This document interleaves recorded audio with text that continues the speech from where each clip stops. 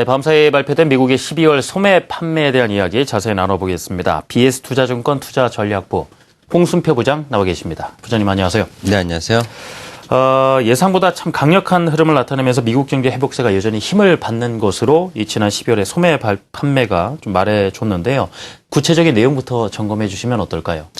예, 현재 미국을 비롯한 주요 선진국 증시가 사상 최고치 수준에서 추이를 하고 있지만 추가적인 상승을 위해서는 경기의 모멘텀, 특히 경기 회복세의 흐름이 좀 더 가속화될 수 있다는 확신이 필요하다고 볼 수 있겠습니다. 이런 부분들을 고려를 한다면 간밤 발표된 소매 판매 상당히 좀 양호한 결과, 예상치를 상회하는 양호한 결과를 공개했지만은 속도 측면에서는 아직까지는 좀 미흡한 부분들이 있었다라고 전반적으로 평가를 해볼 수 있는 그런 결과를 공개를 했습니다. 12월 소매 판매를 살펴보면은 12월 소매 판매는 당초 시장에서는 11월과 큰 변화가 없을 것으로 예상을 했지만 전월 대비해서 0.2% 증가하는 그런 결과를 공개를 했습니다.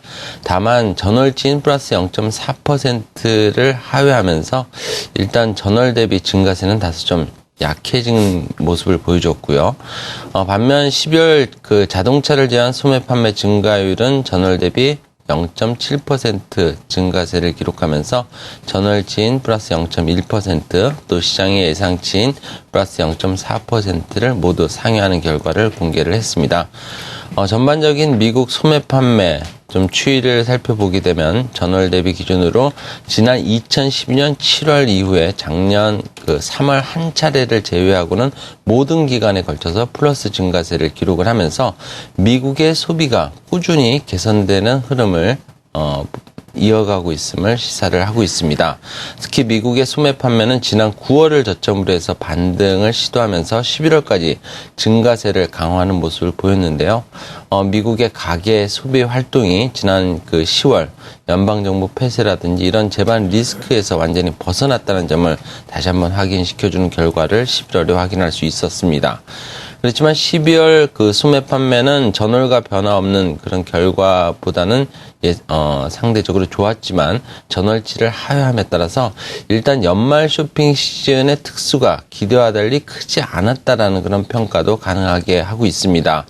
미국 가계 소비가 꾸준히 회복 흐름을 이어가고는 있지만 추세적으로 본다면 아직은 미국 경기의 유의미한 수준까지 개선되지는 못하고 있다는 판단도 가능합니다.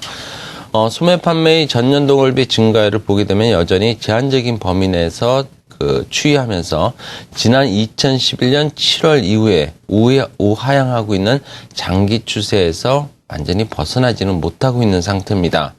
경제활동 인구수 감소 등과 같은 총량적인 측면에서의 한계와 함께 한파와 같은 계절적인 요인에 의한 고용 시장의 일시적인 둔화 등이 현재 미국 소매 판매의 장기 하향 추세의 그런 상향 돌파를 어렵게 하고 있는 것으로 유추를 해볼 수 있겠고요.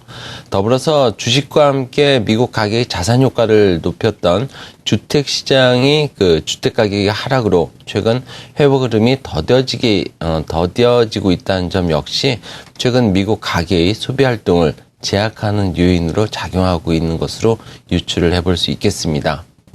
예, 그렇군요. 자, 그렇다면 말이죠. 미국의 소비 심리 회복세가 좀 지속되는 상황이긴 한데, 그렇다면 우리나라의 대미 수출에 대한 시각도 동달아 좀 개선을 시켜도 괜찮을 것인가, 이 부분 여쭤보고 싶거든요.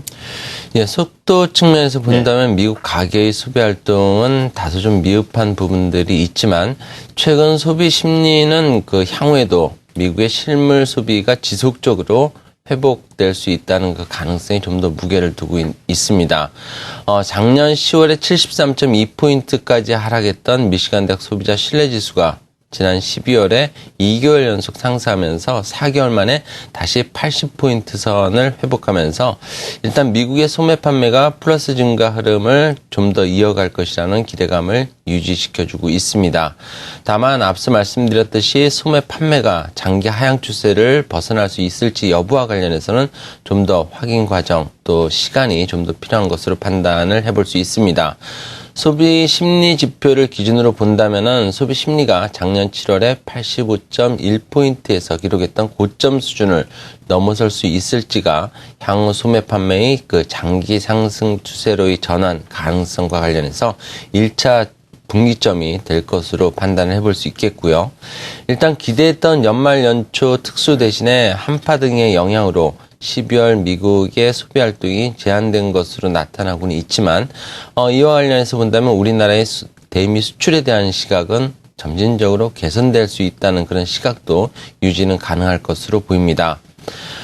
지난 2001년 이후에 우리나라의 대미 수출은 12월에 연중 두 번째로 저조한 성과를 거두었지만 1월부터는 다시 회복 흐름을 재기하면서 2월부터 4월에 가장 양호한 그런 흐름을 보인 것으로 집계가 되고 있습니다. 그리고 만약 미국의 소비가 1월에도 크게 개선되지 않더라도 중국과 유럽 등 미국 이외의 그 지역으로 수출 개선 가능성이 그 영향력을 일정 부분 상쇄해 줄 것이라는 그런 전망도 충분히 해볼 수 있습니다.